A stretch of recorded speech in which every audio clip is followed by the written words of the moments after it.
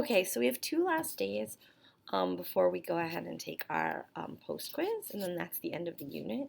Um, if we start here with day 12, it's the last time that students are going to work on multiplicative comparison, and this time the difference between the two things they're comparing is going to be so great that they're going to have to use division, and really this is a good test for you to see whether or not they can do that and they think to do that and what they write. And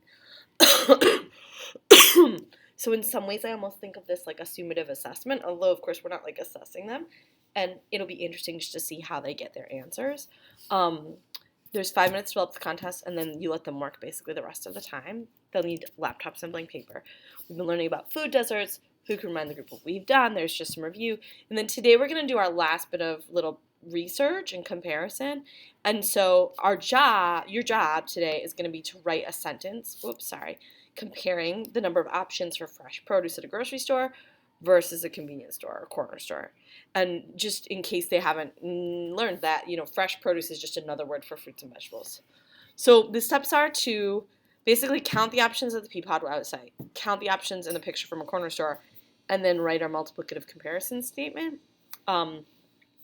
Here is a video telling them how to watch the Peapod store, so you can click on this to see. This is just me explaining it. You can show it straight to kids. You, of course, don't have to use my video. You can show them yourself. And if you have other ways you want them to do it instead, using a different website, you absolutely can. And then there's a picture from a corner store. These are rough because, of course, not every corner store is the same. Not every grocery store is the same.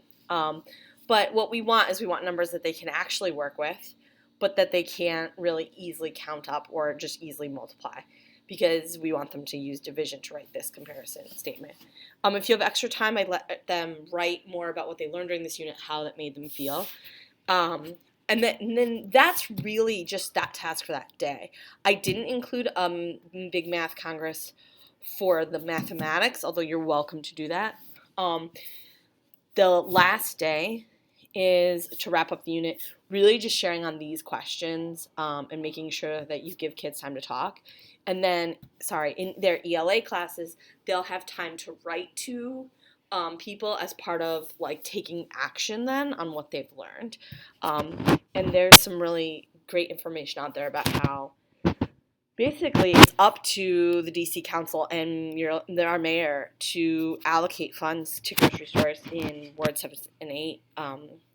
The funds are there. DC has had a surplus, and they just kind of have to have the willpower now to do it.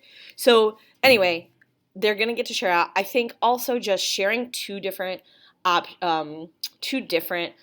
examples of activism that have been really, really powerful beyond letter writing. So this is a really, really cute, hopeful video that was made by a group of kids in Minnesota about food deserts in their area. I think our kids would love it. So watching this, it's a 5-minute video. Watching this clip is, I think, 3 minutes. I've now forgotten since I put it in here. This is about a march that was actually in DC raising awareness about this problem. And there's one girl recording herself going on the march and interviewing people, which is really, really adorable. So, and then, do you want to come to an activist? What would that look like? What would you do? So this is just a day to really wrap up their basically giving them a lot of space to share their thinking now that we have tried to develop their critical consciousness. So you've got a little bit of math wrap up, a little bit of, feelings wrap up, activism, then they're writing, and then they have their post quiz. And I guess I would just say in terms of launching the post quiz to, again, ensure that it's not for a grade, that it's just to collect data and see what the impact of our unit was, and that, they should try their best because it does help us learn how we've helped them and that kind of thing. And I estimate that will take, about 15 minutes. So you can plan for some other review or some word problem doing while you're waiting on that, or when you have extra time. All right, thanks so much.